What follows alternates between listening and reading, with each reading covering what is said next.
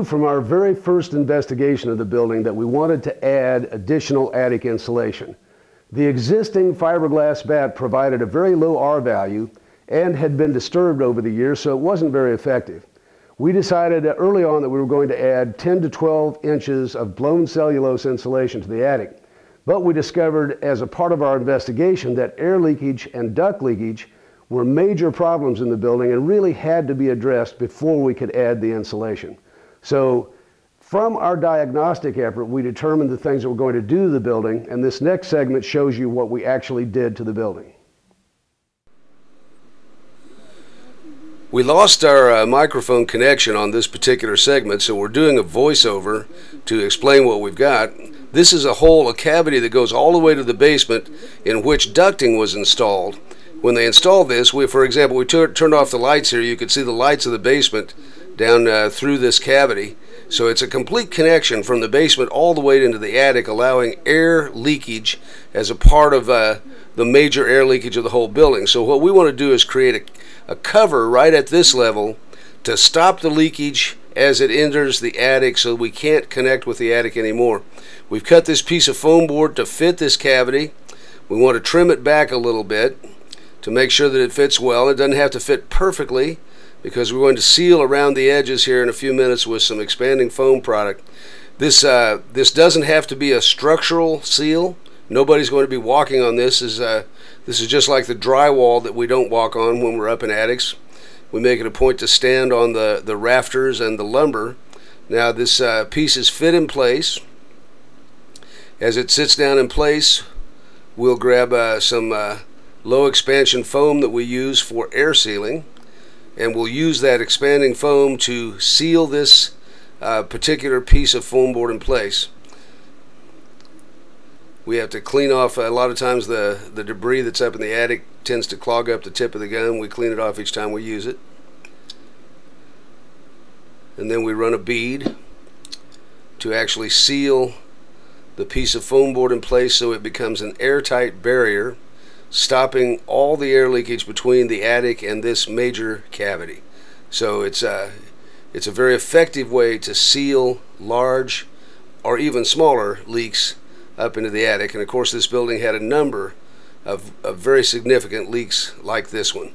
So we're also going to seal around the framing that is open into some of the cavities to make sure that all the potential air leaks through this cavity are sealed at the attic level. So we're sealing at the source so that air can't find its way from the building up out of the attic, and air from the attic can't be drawn back into the building. As this dries, it forms a really strong bond. If you tap on the foam board once it's dried, it makes a very solid sound. It's a very secure closure of the space. This area right here in front of me was what's called a knee wall area.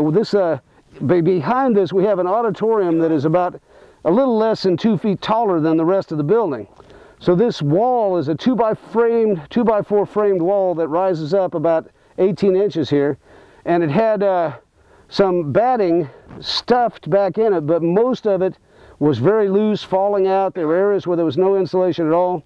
So what we've done is cut some foam board, wedged it just into the edge of the 2x, so that now we can pop a hole. If you look down there, there's a hole popped in a piece down there. And what we're going to do is when we blow insulation, we'll actually blow insulation into that wall cavity and insulate that wall cavity, this 18-inch top part, so that it has about 2.5 inches of blown insulation at R3.8 per inch and a full inch of foam that gives us an R7. So we'll end up with about an R18 wall up here, and an airtight R18 wall. It doesn't have to be pretty, it has to be effectively sealed. So it's a very effective air seal. It'll be an R18 wall, which is more than 3 times the insulation value that it had before, as well as being airtight. God, that's sticky. Okay, we're sealing this wall. We have an expanding foam product with an applicator gun that we can take around the attic and use it to seal gaps, and it's very effective at creating these barriers. So we can use this gun to seal all these gaps. And you'll notice in this space over here, we've been sealing around where there was an actual utility hole, and it was such a leaked outside that we actually had mud daubers building nests right up here. See the mud dauber's nest here? So by sealing this, we're eliminating a connection to vermin and insects from outside as well.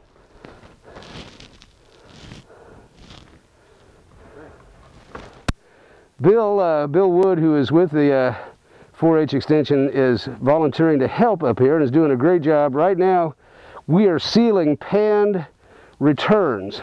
These floor joists are actually, these rafters are being used, metal pan is being placed on top of them. This metal pan is connected to this return duct, and it's actually connected to a register inside the room below. It is sucking air back to the furnace to recondition it and deliver the air through the returns.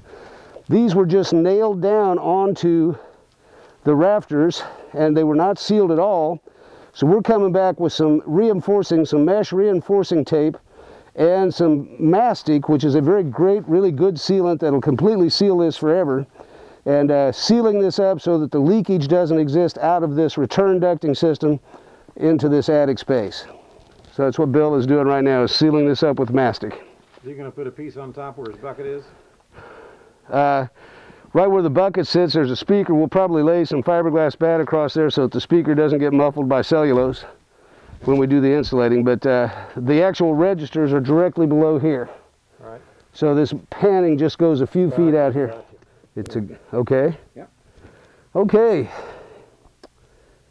During the testing phase, I was sitting right here, and we had the duct blaster and the theatrical fogger going, and I was surrounded by a cloud of smoke that was blowing out of the auditorium down below through this building cavity that was open, with open stud walls all the way down to the floor down below the stage that was being used for plenum.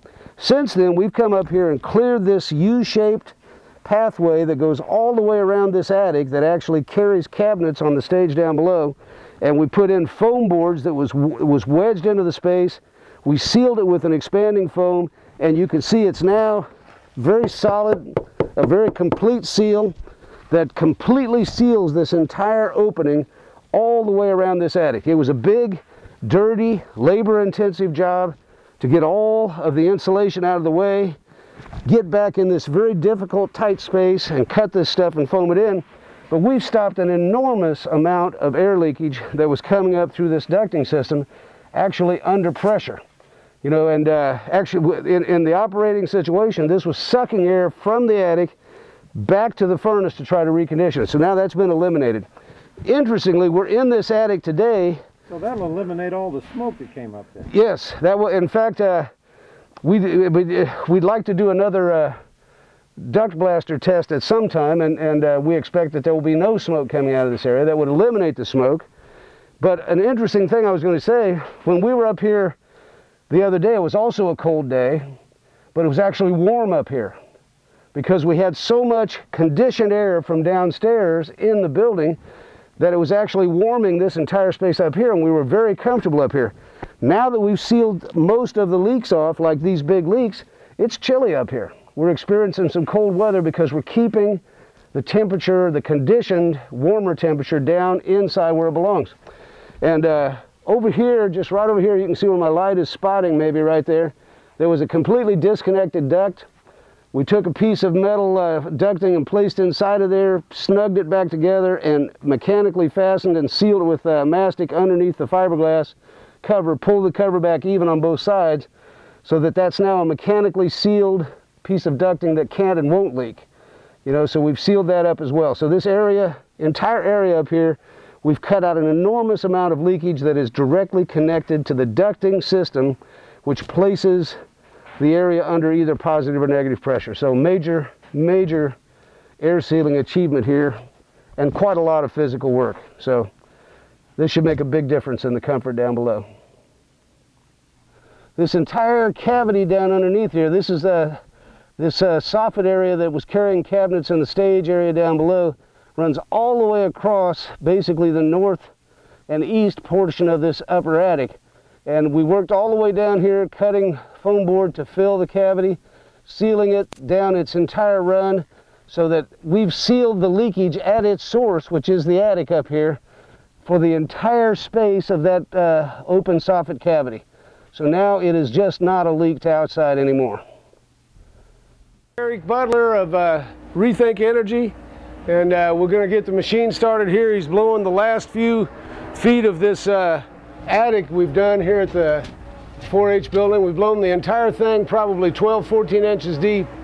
We've got a good solid R40 in the attic now on top of what was called an R19 or so fiberglass. So when you add those together, we got a pretty substantial R value up here that should make quite a difference in the way this building performs. Are you turned on?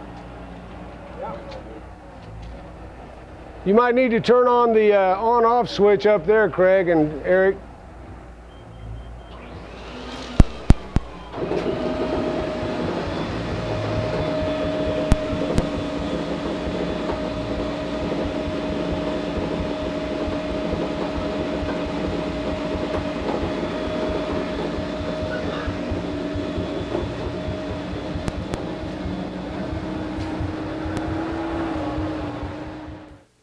You've seen the videos on what the results are, how much money is saved. If you're interested in doing this, if you want to save money, do what's right for the environment, help us with energy independence as a nation, and do what's right for your grandkids, I'd encourage you to get involved in an energy project in your home or your business. For more information or for help, give us a call, and we'll help you get pointed in the right direction.